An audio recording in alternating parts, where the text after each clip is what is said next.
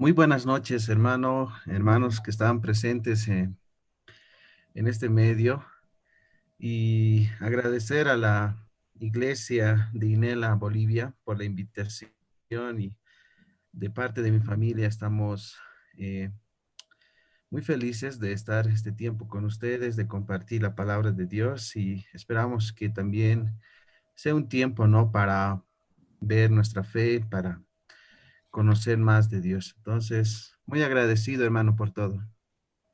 Ya, ¿de qué, hermano? Sí, ¿no, hermano? Bendiciones para su vida, que sea de bendición para cada uno de los jóvenes y hermanos que se van a ir conectando, ¿no? En el transcurso de este tiempo, hermano. ¿Sí, no? Entonces, yo creo que ya comenzaríamos, ¿no, hermano? Quiero dar lugar, ¿no? Que pueda ya iniciar, ¿no? Lo que es aquí la introducción a la Biblia y el canon bíblico, ¿no? Muy bien. Una vez más, hermanos, pastores, si están en este medio, saludarles en la paz de Dios y una vez más, gracias por esta oportunidad y espero de todo corazón que esto sea de bendición para sus vidas.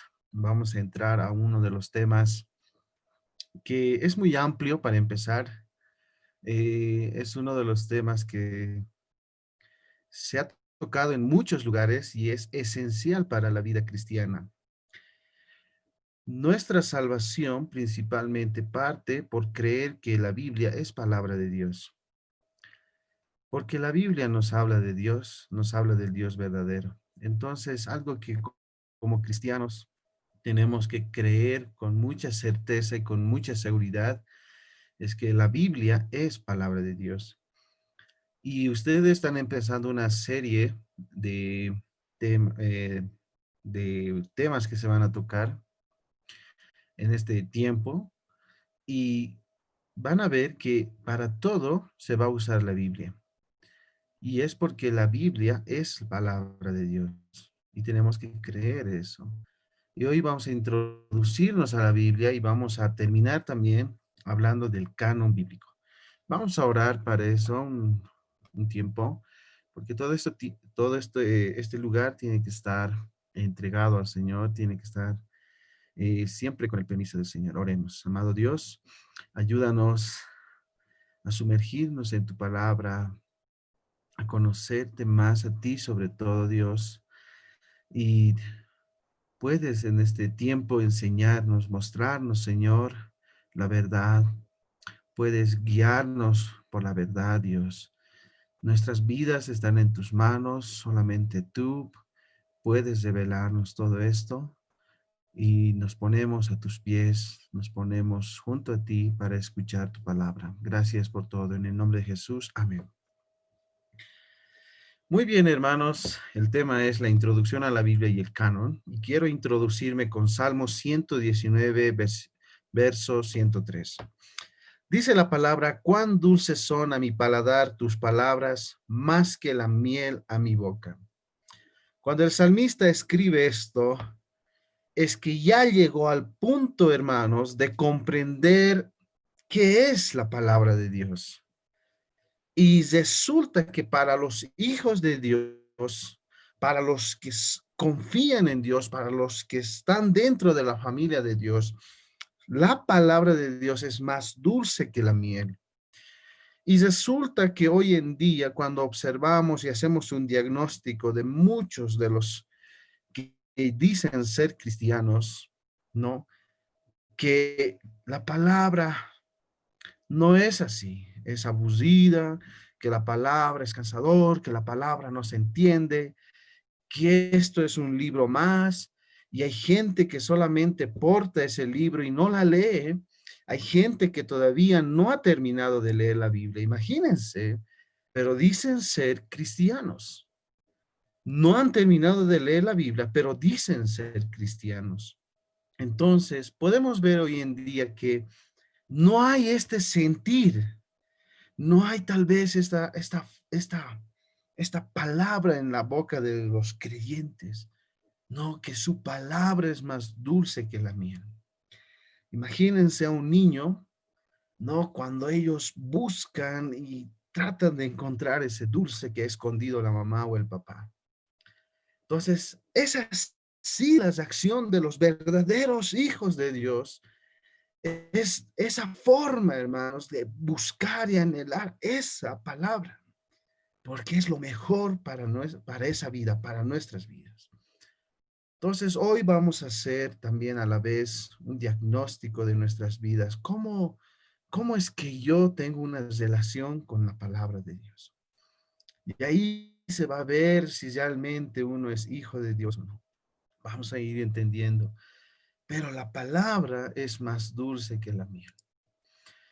Sigamos. Si hoy hacemos una estadística de los libros más vendidos en el mundo, descubriremos que la Biblia supera por mucho a la reproducción de otros libros, a las publicaciones de otros libros. Se dice que por lo menos esto de hace unos 5 años atrás, que en el mundo tenemos como 3.900 millones de ejemplares sobre la Biblia. Y el libro que le sigue son las citas del presidente Mao, ¿no? Cerca de 820 millones, algunos dicen hasta 900 millones de ejemplares. Y la Biblia los supera a todos, los gana. Aunque vemos en la historia que siempre quisieron destruir la Biblia, siempre estamos viendo que hay gente que se opone, países que se oponen. La misma Iglesia Católica quiso que desaparezca la Biblia. Y a pesar de eso, la Biblia es el libro más reproducido. Porque detrás de la Biblia está Dios. Su palabra permanece. Y los demás. Decía una persona que, ¿a cuántos de los escritores les habría encantado ser el autor de la Biblia? Y hace referencia a las ganancias, a las regalías que puede uno ganar de un libro que se reproduce en esa cantidad. Pero este libro llamado la Biblia, trasciende los tiempos. Cuanto más pasa el tiempo, más Biblias encontramos. Pero decía alguien que a pesar de que tengamos más Biblias, más libros, son pocos los que lo leen. Pero la palabra ha sido puesta en las manos de todos para que conozcan la verdad. Entonces, para empezar, aquí podemos ver algo sobrenatural. Este libro es lo más reproducido y cuando se inventó la imprenta, fue la Biblia la que se hizo primero. Imagínense. Entonces, no estamos hablando de un simple libro, es la Biblia. Es la Biblia. Y dice la palabra en Isaías 48, sécase la hierba, marchítase la flor, mas la palabra de Dios nuestro permanece para siempre. La misma Biblia dice que esta permanecerá para siempre. Ahí está la verdad. Y si vamos todavía viendo algunas estadísticas, por lo menos en el 2017 se tenía estos datos, que cerca de 3.312 traducciones de la Biblia en diferentes idiomas. 3.312.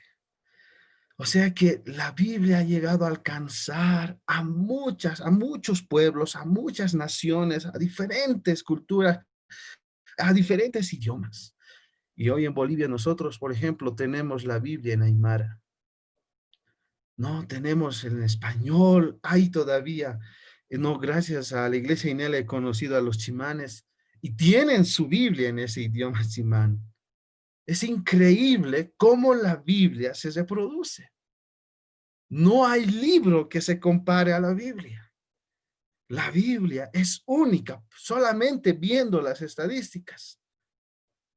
Y qué maravilloso que nosotros conozcamos más de eso. Y segunda Pedro 1:21 dice, porque nunca la profecía fue traída por voluntad humana, sino que los santos hombres de Dios hablaron siendo inspirados por el Espíritu Santo. Es que esto no consiste en el poder humano, en la fuerza humana. Esto es de parte de Dios. Si yo estoy viendo un libro que es tan grande, No, ni siquiera los mejores escritores del mundo llegan a alcanzar a esto. Incluso científicos han reconocido que en la manera que está escrita, en la manera que se concentra la información, solo puede ser por alguien más inteligente que el hombre. Solamente observen Daniel 9, 26 y 27. En 2 versículos se pueden encerrar siglos, años. Se pueden encerrar miles de profecías. Es increíble. Entonces, hermanos, solamente alguien. Ahora, yo hacía un ejemplo siempre en mis enseñanzas. Imagínense, hermanos, que cada uno de ustedes son mis hijos. Son mis hijos. Y han hecho algo malo. Tal vez alguien se ha robado un bolígrafo, pero imagínense que han hecho algo mal. Y yo como su padre les digo, hijos, piensen en su castigo. Ustedes necesitan castigos, pero les voy a dar lugar a ustedes para que piensen en su castigo. Entonces muchos dirán, un mes sin celular o un año sin televisor. Otros dirán un chicote ya. Entonces se imaginan muchos castigos, pero el hombre no piensa en que el castigo sea la muerte. Cuando en la Biblia encontramos que cuando el hombre falla, peca, su castigo es la muerte. Si la Biblia habría sido escrito por el hombre, nunca se habría puesto como castigo el infierno, la muerte. Nunca. Pero lo hizo Dios. Porque el único que puede poner ese castigo es un juez. Alguien que no tiene culpa.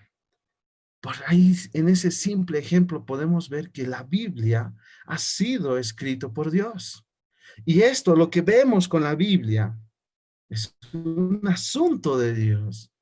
¿Y qué significa la palabra Biblia? La palabra Biblia incluso lo podemos encontrar en Mateo 1 si nos vamos al idioma griego. Ahí dice Biblios. Y está en singular, es un sustantivo singular. Quiere decir que esto se le ve, a esta palabra se le puede ver como un solo libro. A pesar de que en la Biblia tenemos tantos libros, 66 libros para ser exactos, pero la palabra Biblia hace referencia que es un libro, un solo libro.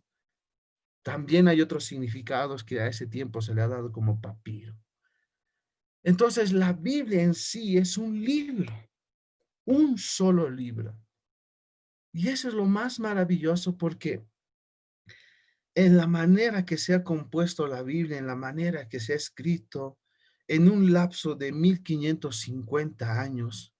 Imagínense que Salmos se redactó durante 1000 años y los diferentes autores de la Biblia están en diferentes épocas.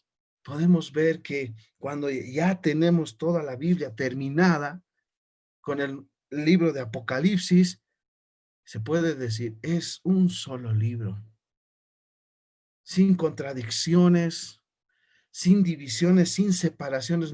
Hablo de que no hay ideas que se contradicen. No podemos ver separación, sino todo sigue un hilo, todo sigue un plan, todo sigue una obra. Es increíble este libro si nosotros vamos conociéndolo y profundizando. Entonces podemos ver ahí que en este solo libro encontramos una biblioteca. Y esta biblioteca solamente se debe a los diferentes escritores. 66 libros. Y yo espero que ustedes, hermanos, conozcan los libros de memoria. O sea, los nombres de estos libros. Repetir de memoria los nombres, los títulos de estos libros. Y hoy en día, muchos no saben, y es lo triste. Muchos no pueden ni siquiera repetir y se dicen ser cristianos. Muchos dicen, soy cristiano, soy hijo de Dios, voy a la iglesia, pero no sabe no sabe si hay en la Biblia Habacuc, Judas, Están buscando cuando el pastor en el púlpito dice, a ver, búsquense, a ver, a Ageo, y está buscando en el Nuevo Testamento, está buscando en el principio. En una ocasión me he jugado y les dije, a ver, busquen, Tito, está al lado de Proverbios. Y los jóvenes buscaban ese lado, como una pescadita. No, hermanos, el cristianismo es serio. El cristianismo va más allá de, de ser tal vez un simple religioso, porque el religioso aparenta. Y hay que conocer, por lo menos como hijos de Dios, saber de memoria todos los títulos de estos libros. Es interesante conocer la Biblia, pero más allá la Biblia es la palabra de Dios. Tiene más de 40 autores, se ha escrito en un lapso de 1600, algunos redondean, otros cuando van a las fechas dicen 1550 años, ya que las fechas que manejamos en la Biblia solamente son aproximaciones, porque hoy en día nuestro calendario está con el calendario gregoriano, cuando la Biblia manejaba el calendario hebreo. Ha sido traducido este dato es todavía de más antes, en 2508 idiomas, pero hemos hablado de 3300 idiomas. O sea, la Biblia, hermanos, es única, pero sigamos. Mira, ¿cómo sé? Y este texto es tan importante para nosotros. ¿Cómo sé que la Biblia es palabra de Dios? En Deuteronomios 18, 21, 22 dice, y si dijeres en tu corazón, ¿cómo conoceremos la palabra que Jehová no ha hablado?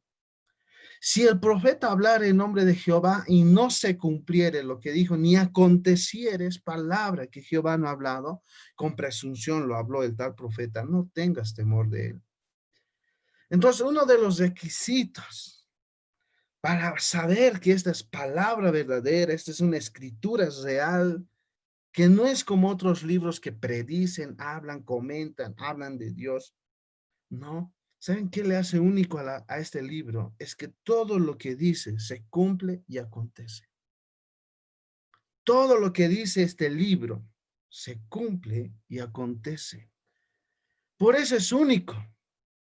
Todo aquel que se enfrenta con la Biblia descubre que no hay errores, descubre que todo lo que dice es real. Y tristemente hoy en día, muchos de los arqueólogos, aquellos que buscan estas evidencias bíblicas, evidencias en la historia del hombre, en nuestro planeta, se les paga para no descubrir, para mentir. Y mucho tiempo en nuestra historia hemos sido engañados. Y hoy en día los judíos mesiánicos se levantan, aquellos judíos que creen en Jesús, y ellos investigan como están en la tierra de Jerusalén, en la tierra de Israel, y ahí van descubriendo que todo lo que la Biblia dice, en verdad se cumple y acontece.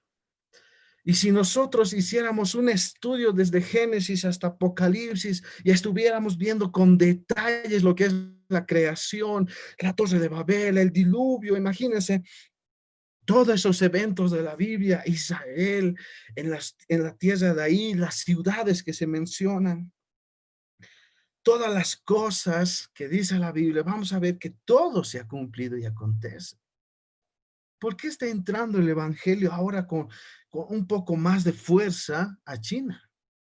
Resulta que los chinos descubren el arca de Noé. O sea, descubren que lo que la Biblia dice es real. ¿Qué está pasando con el análisis de nuestro año? Descubren que los días que faltan, que los minutos que faltan, son respondidas por la Biblia. ¿Qué pasa con el asunto de los glaciales? ¿Qué pasa con el asunto de las aguas que de repente van queriendo tapar las costas, entrarse a las costas? ¿Qué sucede? La respuesta está en la Biblia. Todo está en la Biblia.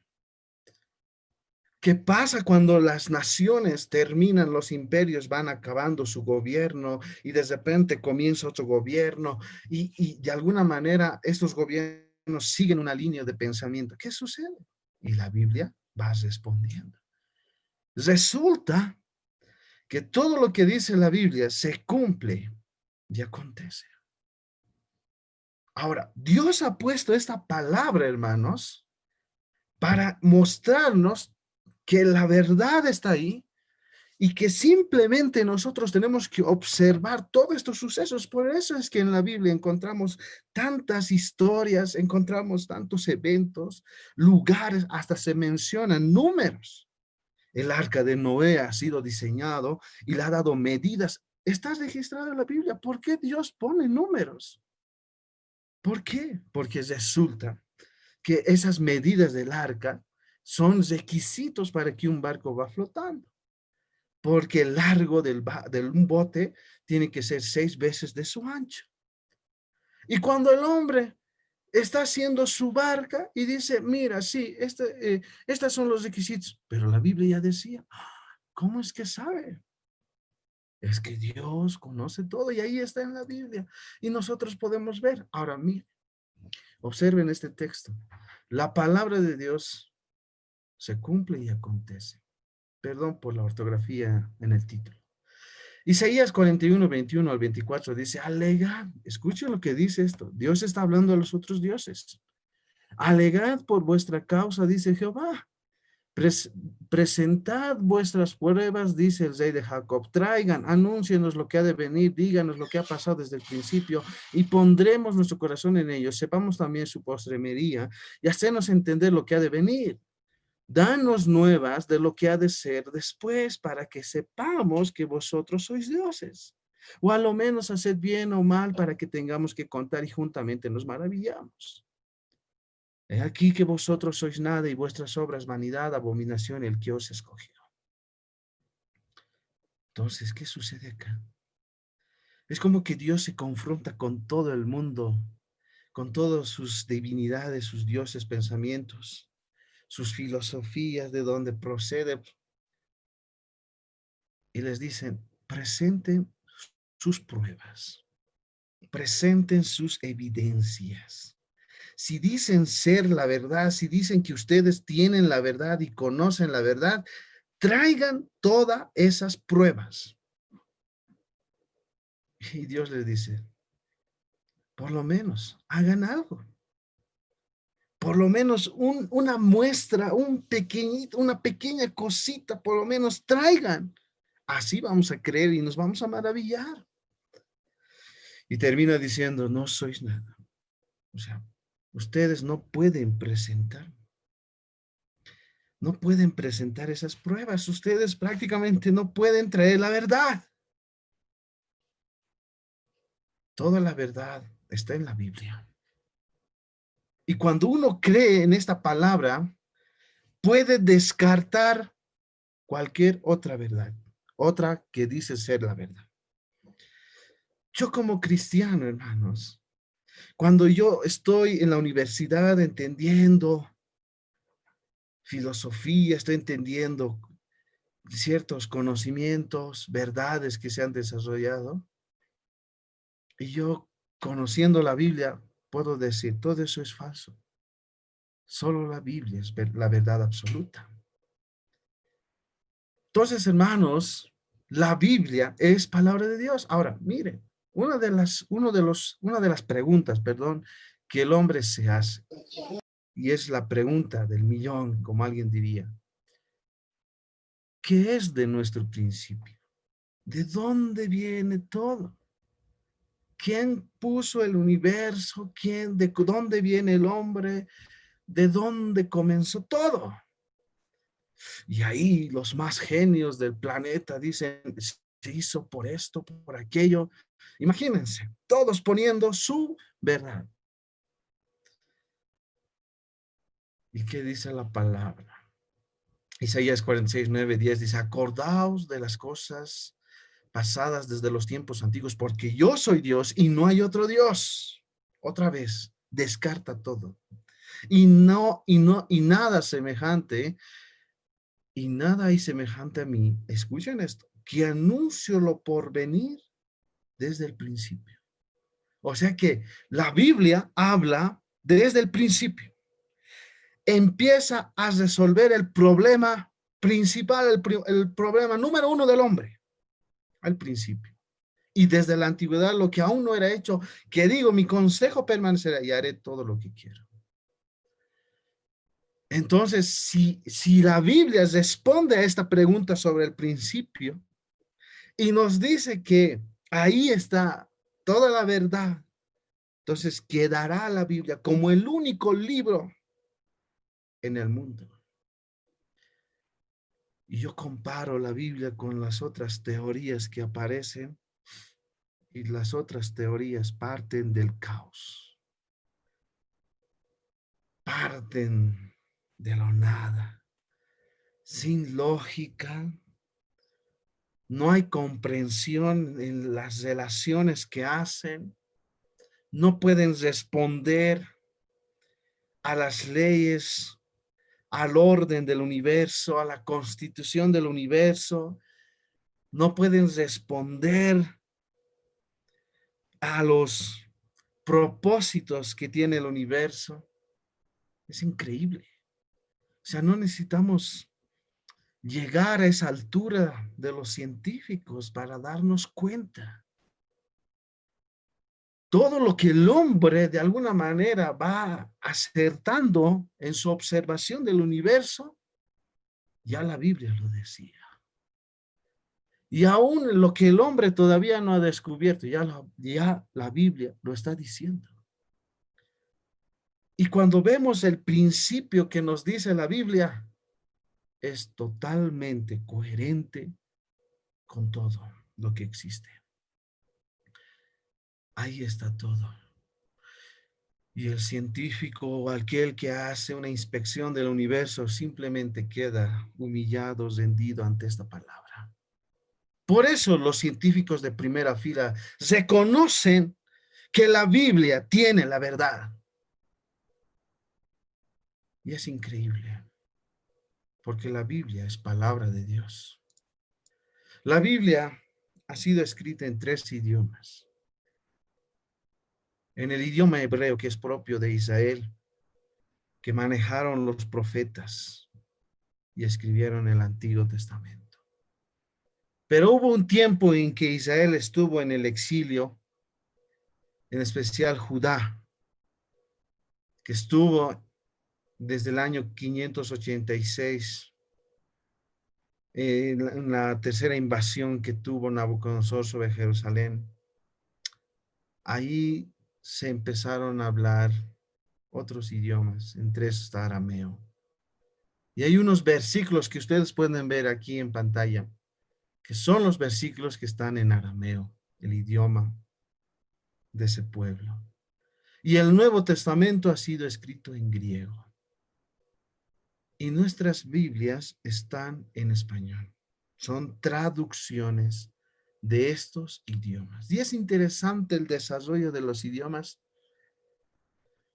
porque hombres que están separados de Israel, pero cuando conocieron la Biblia, quisieron en su idioma. Entre ellos tenemos a Alejandro Magno. Alejandro Magno hizo traducir el Antiguo Testamento que está en hebreo al griego, con 70 ancianos de Israel para que puedan traducirlo. Y de ahí salió la versión llamada la Septuaginta. Qué interesante.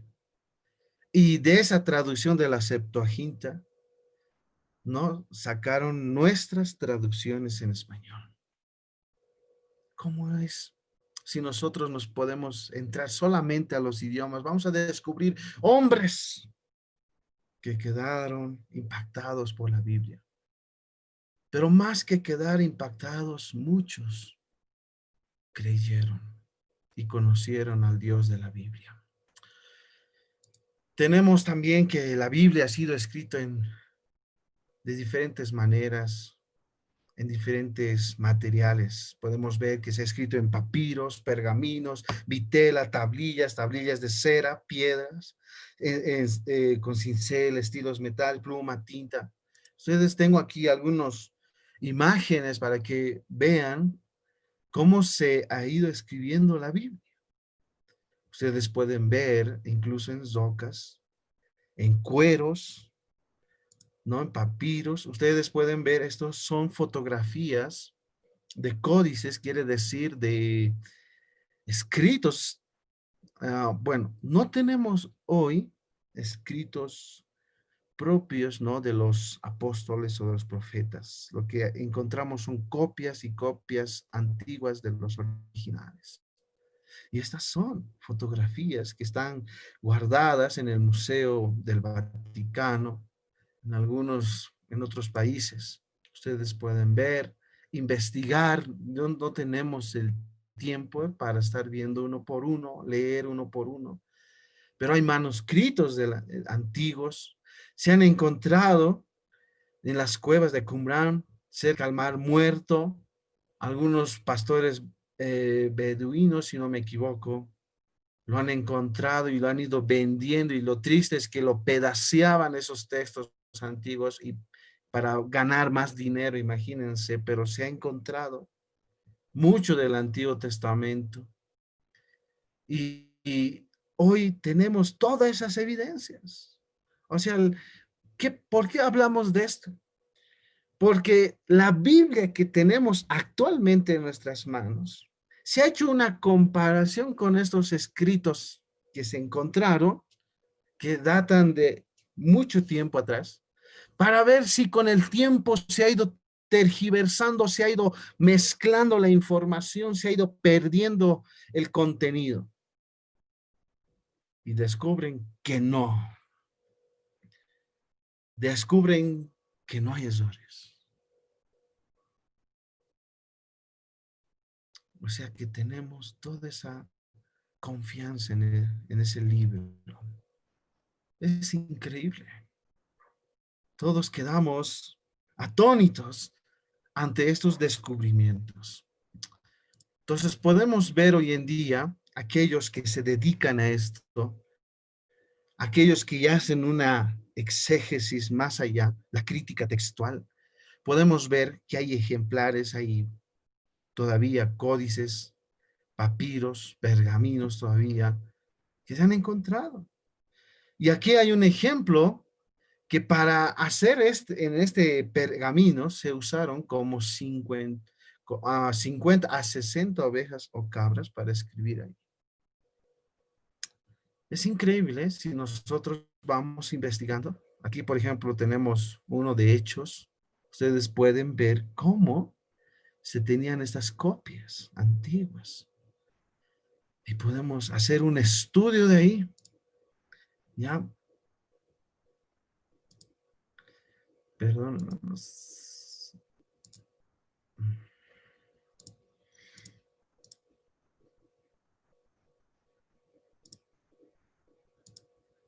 Ya, ahí. Por ejemplo, Moisés tenía una escritura en piedra. ¿Y saben cuánto era el grosor de esa piedra? 30 centímetros. O sea, llevar esas tablas de piedra era muy difícil. Cargar ese peso de las piedras era difícil, difícil. Y saben, ahí nomás nos podemos dar cuenta que la ley, cuando se presenta la ley y se entrega al hombre, el hombre no puede cargar la ley, no puede soportar la ley. O sea, son cosas que podemos encontrar, las formas de escritura en manuscritos, enunciales, el griego, por ejemplo, todo en mayúscula, sin espacios, así, de esta manera se han escrito las cartas, el Nuevo Testamento, completamente diferente a nuestras traducciones en cuanto a la escritura. Podemos ver las divisiones de la Biblia. Nosotros tenemos, por ejemplo, los capítulos, los versículos, y en un principio no había esto, hermanos. Y esto es recién en el siglo XIII por Lampton para hacer un mejor estudio, divide la Biblia en capítulos. Y esto que es recién en el siglo III, hermanos. También tenemos que después, 3 siglos después, lo dividen en versículos. Y ahí tú puedes investigar. Un tal Robert Einstein no facilitó esto para que podamos encontrar fácilmente los pasajes. Y ahí incluso se hicieron esto. Ahora tenemos en nuestro, pero en un principio no había eso, hermanos. Entonces, todo viendo y conociendo nuestra vida, podemos ver hombres que se dedicaron, hombres que en 6 meses incluso traducieron la Biblia en su idioma. Ahí está una fotografía, cómo se estaban poniendo los números, los versículos. Ahí usted puede ver. Vamos a ver algunas cosas esenciales de la Biblia. La Biblia, perdón por la ortografía, la Biblia es la única regla de fe y de vida práctica. Eso no tenemos que olvidarnos. La Biblia, hermanos, es la única regla de fe y de vida práctica. Nuestra fe descansa sobre la palabra de Dios. Nuestra vida es conducida, es guiada por la palabra de Dios. Y dice la palabra, ¿cómo pues invocarán aquel en el cual no han creído? ¿Cómo creerán en aquel de quien no han oído? ¿Y cómo oirán sin haber quien les predique? Si se dan cuenta, todo tiene que ver con la palabra. ¿Y cómo predicarán si no fueren enviados? Como está escrito, cuán hermosos son los pies de los que anuncian la paz. Ahí está la palabra. Y de los que anuncian buenas nuevas. Mas no todos obedecieron al evangelio, pues Isaías dice el Señor, ¿quién ha creído a nuestro anuncio? Y ahí viene. Así que la fe es por el oír y el oír la palabra de Dios. O sea que la fe solo se da por la palabra de Dios. Y desde que Adán salió del huerto y ahí ya empezó a transmitir la palabra de Dios a sus hijos. Pero había la palabra de Dios ya en el huerto, pero esa transmisión, eso de que crean, comenzó ahí cuando les habló de la palabra de Dios a sus hijos. Y esto ha ido sucediendo en el tiempo. Nosotros creemos en Dios por la palabra de Dios, pero si alguien cree en Dios y no conoce la palabra de Dios, eso no es fe. Eso es una fe mística. Esa fe se basa en la contemplación, en la intuición, se basa tal vez en la superstición, pero la verdadera fe descansa sobre la palabra. Nuestra fe descansa sobre la palabra de Dios, como les decía. Escuchen lo que dice Mateo 16:13. Viniendo Jesús a la región de Cesarea y Filipo, preguntó a sus discípulos diciendo, ¿qué dicen los hombres que es el Hijo del Hombre? Ellos dijeron, unos Juan el Bautista, otros dijeron Elías, otros Jeremías y algunos de los profetas. Y él les dijo, vosotros, ¿quién decís que soy yo? Y ahí Pedro, por la palabra que escuchó de Jesús, dijo, tú eres el Cristo, el Hijo del Dios viviente. Entonces les respondió Jesús, bienaventurado eres Simón, hijo de Jonás, porque no te los reveló carne ni sangre, sino mi Padre que está en los cielos. Y yo también te digo, tú eres Pedro, y sobre esta roca edificaré mi iglesia, y las puertas del Hades no prevalecerán contra ellos. Está diciendo que la iglesia que descansa sobre la roca que es Jesucristo, el fundamento, ¿no? Tienen hombres y mujeres, así como la fe de Pedro, que tienen la fe de Pedro. Y la fe de Pedro estaba sobre esa roca, sobre la palabra. Entonces, hermanos, esa es. Y si alguien no ha leído su Biblia, ¿cómo puede decir yo creo? ¿Cómo? La Biblia le da la fe. El propósito de la Biblia En Juan 20:31 dice, pero estas se han escrito para que creáis que Jesús es el Cristo, el Hijo de Dios, para que creyendo tengáis vida en su nombre. Esto se ha escrito para que creamos en el Hijo de Dios. Porque el Hijo de Dios es el Salvador. Por Él hay la creación, por Él hay la existencia. La Biblia nos revela a Dios y en el Hijo está toda la plenitud de la deidad. Por medio del Hijo se da todo. Es increíble. La Biblia quiere que todos crean en el Hijo de Dios. ¿Quiénes entienden la palabra de Dios?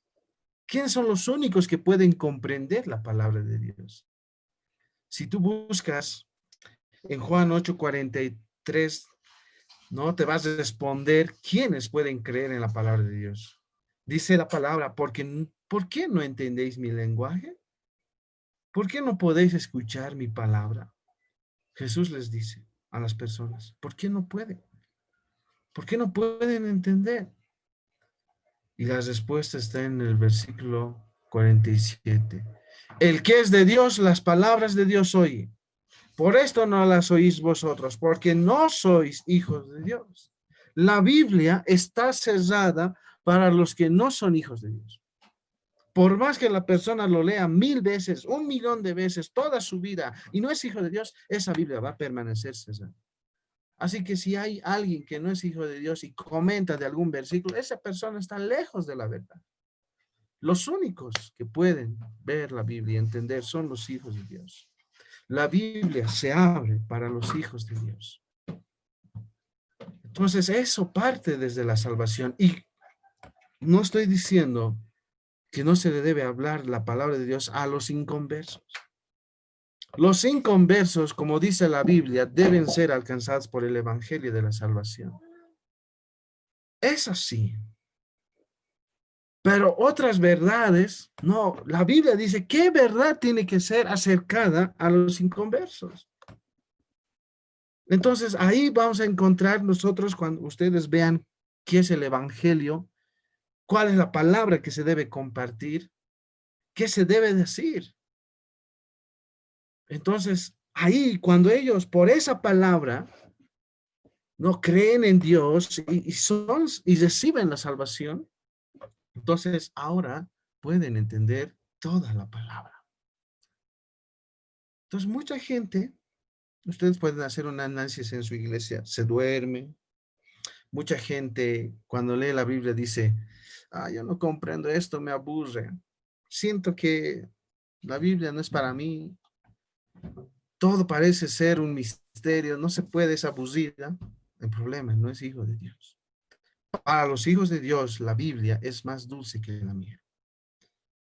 Entonces, hermanos, podemos ver esas cosas cuando tenemos la Biblia. ¿Para quiénes es la palabra? Ahora, cuando uno es hijo de Dios, escuche, ¿para quién es? Dice en Salmo 119, verso 130, la exposición de tus palabras alumbra, hace entender a los simples, hace entender a los, ¿cómo se puede decir? A los humildes, a los pobres de espíritu. Un simple lo puedo comparar con un vaso vacío que puede ser llenado. Un vaso lleno no puede recibir más. Y mucha gente cree saber, cree que tiene en sí un conocimiento y que ahí se le puede sumar la palabra. No, la palabra se llena sobre vasijas vacías. Se puede hablar mucho de esto, pero si vas a leer la palabra, tienes que estar rendido ante Dios. No tiene que haber orgullo, soberbia. No tiene que haber otras cosas. Hermanos, nadie puede escribir, tomar apuntes sobre hoja llena. Necesariamente se tiene que escribir sobre hoja vacía. Es así. Tienes que vaciarte de todo lo que eres tú. Dejar tus pensamientos, tu justicia, todo, estar completamente vacío y recibir esa palabra. No estoy diciendo que debes dejar la razón a un lado, sino es que todo aquello que se trata del yo, tienes que dejar. Ahí está la palabra. A ellos se alumbra la palabra. ¿Cuál es la voluntad de Dios? 1 Timoteo 2, 3 y 4 dice, porque esto es bueno y agradable delante de Dios nuestro Salvador, el cual quiere que todos los hombres sean salvos y vengan al conocimiento de la verdad. Eso es, Dios quiere que todos sean salvos y vengan a este conocimiento, ahí, a esta verdad. Esa es la voluntad de Dios y por eso es que el cristiano verdadero va a ir siempre conociendo la palabra, leyendo la palabra. Ahí está, hermanos. ¿Qué hace la palabra? Los hijos de Dios lo santifica, lo limpia, lo conforma a la medida y a la estatura de la plenitud de Cristo. Por eso dice en Juan 17, santifícalos en tu verdad, tu palabra es verdad. La Biblia es su propio intérprete. La Biblia no necesita una interpretación ajena, una interpretación del hombre. No necesita que la Biblia sea mezclada con la filosofía como lo ha hecho Orígenes, como lo han hecho muchos teólogos en la historia. Juntaron la teología bíblica o la Biblia, lo juntaron con otros conocimientos. No, la Biblia se explica por sí misma sola. La Biblia es su propio intérprete. Dice en Isaías 34:16, inquirid en el libro de Jehová y leed si faltó alguno de ellos. Ninguno faltó con su compañera porque su boca mandó y los reunió su mismo espíritu. Si un versículo no le entiendes, busca a su compañera. Ahí vas a encontrar la interpretación. Por eso es que nosotros, los maestros, se han visto, sacamos aquí porque ahí en la misma Biblia tenemos que encontrar su interpretación. No podemos poner otro. La Biblia es su propio intérprete. Por último, vamos a ver la compilación y la transmisión de la Biblia. Vamos a hablar de lo que es el canon, cómo se ha formado la Biblia que tenemos en nuestras manos, cómo es que tenemos los 66 libros. Y es que todos estos libros pasaron por el canon. La palabra canon quiere decir caña o vara o una regla de medida. Es como que para aceptar algo, tiene que pasar por un examen por ciertos requisitos, si va cumpliendo con eso. Y si no cumple con esa regla, no cumple con la exigencia, entonces se lo saca. Entonces no puede ser menos ni más, tiene que ser exactamente de acuerdo a eso. Entonces el canon, ¿no? Es eso, es medir, es ver si cumple con todas las cabalidades. Entonces se han hecho en el tiempo concilios donde se han determinado reuniones de hombres piadosos, donde Dios ha puesto esos lugares para que sean diligentes, sabios, con el reconocimiento, porque aparecieron otros libros, aparecieron otras escrituras por ahí. Entonces se ha hecho esto y se ha determinado, y estos 66 libros que tenemos han sido evaluados. Y algunos se preguntarán, pero he visto otras Biblias que tienen más libros, he visto que hay otros. ¿Por qué no están en esas? Parece que estos libros que están fuera de nuestra Biblia de 66 libros, de la Reina Valera, parece que hay otros que están hablando de estas verdades. ¿Y por qué no están? ¿Por qué no se le han reconocido? Entonces, todo tiene su explicación en el canon. El canon prácticamente nos dicen por qué no, y esto es porque sí. Y se ha puesto, por lo menos en un libro que se ha escrito, Evidencias que requieren un veredicto, de McDowell, si no me estoy equivocando. Por lo menos, y estas determinaciones que se han visto en este libro por este autor, son las que más se han utilizado, o sea, identifica que se han utilizado y estamos de acuerdo, ¿no? Que para la evaluación de estos libros, primero, es autoritativo, o sea, se puede reconocer, se puede entender quién es el autor. Sí, primero, una de las cosas, el autor es Dios. Estos libros tienen como autor a Dios. Tenemos esa palabra donde dice Jehová, dice palabra del Señor. Sí, y está el hombre inspirado ahí, está el hombre que ha recibido esta, esta, esta llenura del Espíritu Santo, ha sido hijo de Dios, ahí está ahí, se ha identificado. Entonces todo eso se hacía un análisis. Entonces, para el primero, si decía esto, no tiene esa frase, para ser más sencillos en la explicación, que dice palabra de Jehová, entonces no se acepta. Tiene que identificarse que esto es palabra de Jehová, palabra de Dios. Y tiene que identificarse también al escritor, al que ha sido inspirado por el Espíritu Santo.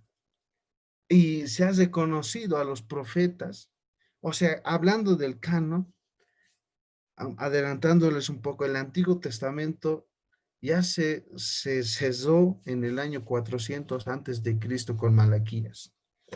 O sea, los judíos se encargaron de conservar esos escritos de los profetas. No hay mucho problema con el Antiguo Testamento y ahí se ha encontrado de que la frase palabra de Jehová era esencial y importante y el reconocimiento del profeta. Entonces, en el Nuevo Testamento se ha visto que estos profetas y estos escritores también transmitían la palabra de Dios, pero como tal eran reconocidos por la iglesia. Entonces, una de las cosas que se ha visto es esto, es autoritativo, es profético, o sea, hay una coherencia profética. Los libros hablan del momento, pero también tratan de hablar del futuro. O sea, todo en sí, los libros son proféticos, todos, desde Génesis hasta Apocalipsis, y todos siguen una corriente profética. Y estos libros tienen esa relación profética, tienen esa relación en el tiempo, tienen esa relación. Los escritores, sí, si de repente alguien se salía de la línea profética, no, es auténtico. O sea, aquí más que todo se ha visto, especialmente con el Nuevo Testamento, los padres de la iglesia, que son los que vienen a ser después de los apóstoles, después del año 100, y ahí tenemos Papías, Policarpo, Anastasio como padres de la iglesia. Ellos y estos primeros hombres cristianos, ellos aceptaban, reconocían, ellos utilizaban, ellos consideraban que esto sí es palabra. Entonces se veía, por eso es que vas a encontrar que los críticos, o sea, perdón, los comentaristas, aquellos que hacen análisis del texto, siempre se van a estas referencias de estos hombres de los primeros siglos, si mencionaron como tal. Y estos libros que nosotros tenemos en la Biblia han sido reconocidos, por eso están ahí. Y cuando de alguna manera tú vas a un instituto, siempre te van a mencionar quiénes reconocieron esto, por qué está en nuestras Biblias. Y los libros que no están, es que quiere decir que no han sido mencionados, aparecieron después, como el Evangelio de Pedro, que vino después, imagínense, siglos después vino y dice, bueno, esto debería estar, pero no puede estar, porque no pasaron por este canon, no se reconoció esta escritura. Entonces, si está en duda, hay que desecharlo. Otra pregunta, ¿es dinámico? Esta palabra habla de un cambio en el cristiano, de una transformación. ¿Hay un efecto en la vida de la persona? Sí. Entonces, una palabra viva siempre va a ser un efecto. Una palabra muerta no hace nada. y fue recibido, reunido, leído y usado. Esto hablando de la historia de la iglesia desde un principio ha usado esto. Y miren, en segunda Pedro, Pedro ya estaba reconociendo las epístolas de Pablo. Y ahí nosotros podemos ver que un apóstol ya hizo canon. Un apóstol ya al ver las escrituras de otro apóstol ya hizo una evaluación. Imagínate, Pedro evaluando a Pablo. Dice casi en todas sus epístolas, hablando de ellas, de estas cosas, entre las cuales hay algunas difíciles de entender, las cuales los indoctos e inconstantes tuercen, como también las otras escrituras, para su propia perdición. Entonces, si nosotros nos vamos a la historia y vemos y observamos la primera iglesia, vamos a ver que estos primeros hombres conocieron ya estos libros. Y una de las cosas que tal vez se ha visto en la historia es que con el Nuevo Testamento, en el Antiguo Testamento no hubo muchos problemas. Ya los judíos reconocieron, ya los mismos apóstoles hacían referencia ya de estos del Antiguo Testamento, o sea, ya ha sido validado. Entonces, se han hecho para el Nuevo Testamento diferentes concilios, diferentes reuniones, y entre esas, la más principal, el concilio de Nicea, en el siglo IV.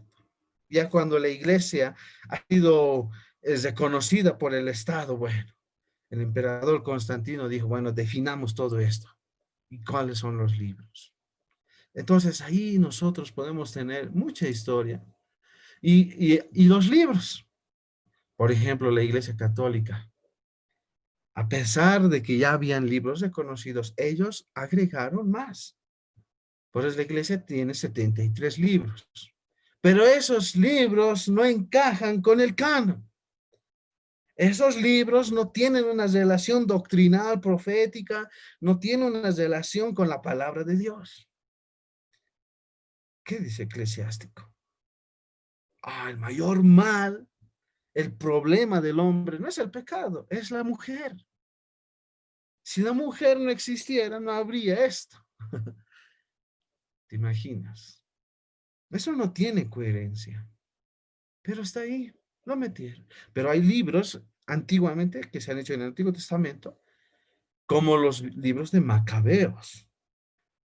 Aunque no se menciona ahí palabra de Dios, pero sí se menciona la historia que tuvieron los judíos para recuperar su templo de los griegos. Porque el emperador para entonces había profanado el templo y recuperaron. Entonces, hay libros históricos, sí. Hay libros que si vamos discerniendo qué libros se pueden leer, Macabeos es uno de ellos. Pero los demás, en cuanto a doctrina y todo eso, en cuanto a su contenido, no encaja. Pero la Iglesia Católica, es que a la Iglesia Católica no le interesa la verdad. La Iglesia Católica está lejos de ser la verdad.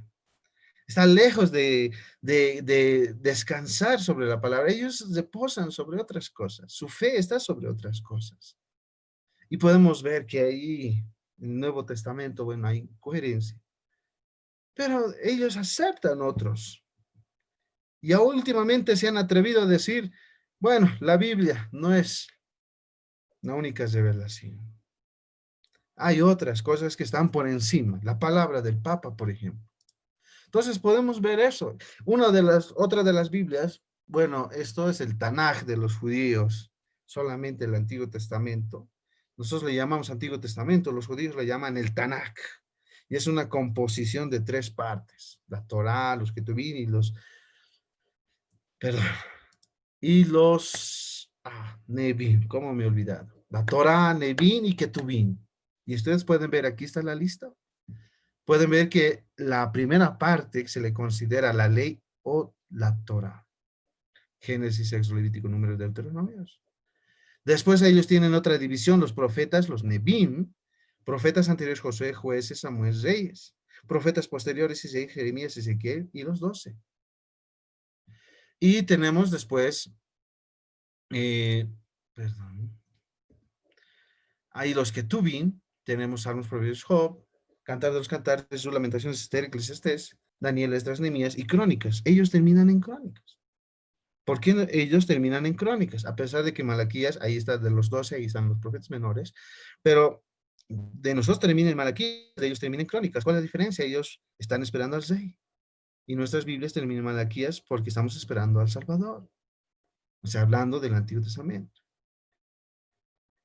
Entonces ahí está incluso la perspectiva que tienen los judíos, pero este es el canon de los judíos. Y esto es coherente con nuestras Biblias. Ahí ustedes pueden ver la Torá, los Nevim y los Ketuvim. Pueden hacer su investigación. Entonces, ahí también vemos que hay libros apócrifos y los libros apócrifos, los que no están en la Biblia, pero vemos que están en otras Biblias introducidas, nosotros los llamamos libros apócrifos porque esa palabra significa escondido, oculto. Se cree que estos libros, ¿no? Tienen un conocimiento, ¿no? Que está escondido, que busca ser revelado. O sea, estos libros tienen un conocimiento que no está ahí, pero que quiere ser revelado. Pero bueno, no es coherente. No es coherente. A pesar de que tienen su verdad en esos libros, pero no es coherente con los libros reconocidos. Entonces se les maneja así. Entonces ahí podemos ver varios libros. Hay por lo menos 4. Esta es una extracción de este libro, Evidencias que existe un veredicto, dice. Abunda una inexactitudes y anacronismos históricos y geográficos. Enseñan doctrinas falsas y fomentan prácticas que están en desacuerdo con la escritura inspirada. Recurren a tipos literarios y despliegan una artificialidad en las materias y en el estilo que no guardan relación con la escritura inspirada. Carecen de los elementos distintivos que le dan la genuina escritura su carácter divino, tal como el poder profético, poético y sentimiento religioso. O sea, no hay esa relación, simplemente es eso, no hay relación. Por ejemplo, se ha encontrado el Evangelio de Judas. ¿Qué dice el Evangelio de Judas? Judas está en el cielo. Entonces, si es así, los evangelios nos han mentido. Hay libros, pueden ustedes investigar. Hay libros como esto del Antiguo Testamento, primera, segunda de Esdras, Tobías, Judith, la ciudad de Salomón, Eclesiastés, Baruch, el Epístola de Jeremías, Cantares de los Jóvenes Santos, historias. Ustedes pueden ver. Es difícil tal vez comentar de todos, pero estos no están en el canon, han sido reconocidos principalmente por los judíos. Aunque hay un libro que se puede discutir mucho, pero a ver, no lo voy a decir, pero tal vez alguien se dé cuenta. También hay deuterocanónicos en la Biblia, ¿no? Católica que se han introducido. Bueno, hay libros apócrifos del Nuevo Testamento, la epístola del pseudo Bernabé, epístolas de los Corintios.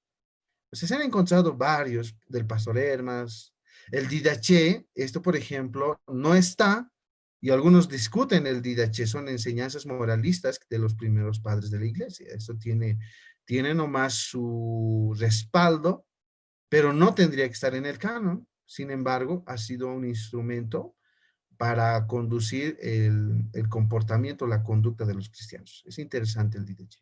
Apocalipsis, por ejemplo, de Pedro, que no tiene coherencia, por Pablo, epístolas de Laodicenses. O sea, son epístolas que no hay, ¿no? Entonces, creo que el tiempo se nos acaba. Y por último, bueno, no estaba esto dentro de la clase, pero es necesario también conocer un poquito de la geografía bíblica, ¿no? Por ejemplo, nosotros podemos ver que el desarrollo del Antiguo Testamento tiene que ver con el mundo antiguo, especialmente en esta parte de Asia y en el continente asiático. Más abajo ustedes pueden ver el continente africano. Y este es el continente asiático, el Medio Oriente, como hoy lo dicen, el mar Mediterráneo, ¿ya? Y eso, no sé si se ve en mi puntero, ¿no? Toda esta parte, donde actualmente es Siria. Ustedes pueden ver ahí, ¿no? Actualmente los países árabes. Entonces, en este lugar, está muy lejos de nuestro territorio. Y ahí comenzó. Podemos ver que está en esta parte, el huerto del Edén. De ahí se saca mucho petróleo porque el huerto del Edén ha sido sumergido a la tierra, ha sido enterrado en la tierra. Por eso también está la media luna fértil. Podemos ver que aquí está la primera civilización, la antigua Sumeria. Y dentro de las ciudades de Sumeria estaba Ur, de ahí salió Abraham. Ya, aquí podemos ver el desarrollo. Esta es la tierra prometida. Esta es la tierra de Israel. Podemos ver más abajo aquí el Nilo, el Mar Rojo, la famosa división del Mar Rojo, el mar Mediterráneo, donde aquí también fue tragado Jonás por un pez. Aquí se han desarrollado los imperios, Babilonia, Asiria. Más allá se puede ver Grecia en este rinconcito, de ahí también de Macedonia, los griegos. O sea, este es el escenario más que todo bíblico. Es el escenario bíblico. Y ahí podemos ver cómo recorrió Abraham en el mundo antiguo. Antes el mar grande se llamaba el mar grande, ahora es el mar Mediterráneo. Ahí está Mesopotamia. O sea, esto es un poquito para conocer, ¿no? Los viajes de Abraham, Isaac, Jacob, los patriarcas de la iglesia, bueno, perdón, los patriarcas de Israel. Esto es ya Éxodo, cómo salen, aunque este diseño ha sido hecho ya desde antes, especialmente por la madre de, ¿cómo se dice? Constantino, ¿no? Podemos ver el Éxodo ahí se ha desarrollado. Podemos ver la división de las tribus, las 12 tribus, cuál fue el lugar donde ocuparon. Se puede ver cómo la división de los reinos en la Biblia también encontramos, cómo se dividió el reino, 10 tribus en el norte, 2 tribus en el sur, Judá, Israel. Podemos ver en el tiempo de Jesús cómo estaba el templo, es la construcción del templo sobre el monte Moria. Ahí podemos ver los viajes de Pablo, aquí es Italia actualmente, entonces Roma, esto es Grecia, entonces podemos ver, esto ya es de parte de Asia, todos los viajes de Pablo, ahí podemos ver por último, bueno, en las 7 iglesias que se mencionan en Apocalipsis, ahí se puede ver también. Entonces, hermanos, a modo de introducirnos a la Biblia, nosotros tenemos un libro maravilloso y tenemos que estar muy agradecidos a Dios por esa palabra, es gracia. Somos hombres pecadores, hemos estado separados de Dios y Dios nos ha dado su palabra a pesar de eso. Es un regalo, viene de Dios mismo, no es cualquier libro. Lo hemos visto y tenemos que creer. Y nuestra fe debe descansar sobre la Biblia. Hermanos, si alguien no terminó de leer su Biblia, tiene que hacerlo, tiene que creer. Todo. Dios puso eso, hermanos. Para que sea salvo Abel, ¿qué escuchó de la palabra? Génesis 1, Génesis 2, Génesis 3.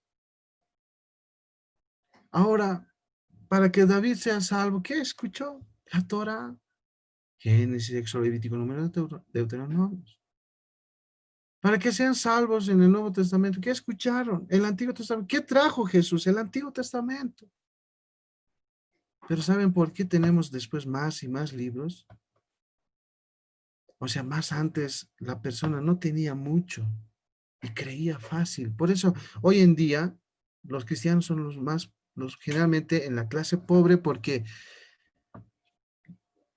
la palabra, o sea, la palabra requiere que esas personas renuncien a todo y uno como no tiene, dice, mi única esperanza, mi única salvación es Dios. Pero aquel que dice, bueno, yo soy rico, yo puedo sostenerme, yo me valgo de sí mismo, yo soy el que manda, yo soy el dueño de mi vida, yo no necesito de alguien. Y es duro, duro. Y ahí tenemos la famosa parábola del sembrador. Y dice que la palabra puede caer sobre estos terrenos, sobre el camino que significa tierra dura, lugar donde hay piedras, espinos y buena tierra. Y no está hablando que cada uno tiene diferentes corazones, no, todos tenemos un corazón duro. Así como en el campo, antes de sembrar, no, antes de estar pensando en un sembradío, vemos el terreno y descubrimos que está duro. ¿Y qué hacemos? Llamamos un tractor para que vaya sacando esas piedras, esas espinas, vaya removiendo, vaya destrozando, penetrando esa tierra dura hasta que sea buena tierra. Y la palabra es eso. Tenemos, hermanos, estos 66 libros porque con el tiempo el hombre se ha vuelto más duro. Y la palabra va escarbando, hermanos. Por eso el evangelismo no es un cacho. En el evangelismo lo que se hace es darle más palabras porque es como un tractor, va removiendo eso, va sacando esas piedras, esas espinas, va destrozando ese terreno duro hasta que sea buena tierra y recibe esa palabra de la salvación. Hermanos, necesitamos de esos 66 libros para creer.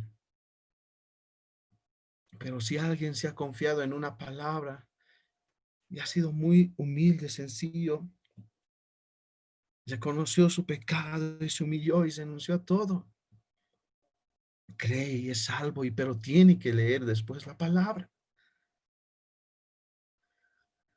Algunos tal vez no saben leer, escribir. Ellos pueden escuchar, pero Dios es misericordioso con todos. Espero que haya sido de bendición esta parte para ustedes, hermanos. Lo que Dios me ha enseñado es lo que puedo compartirles. Muchas gracias. Dios los bendiga.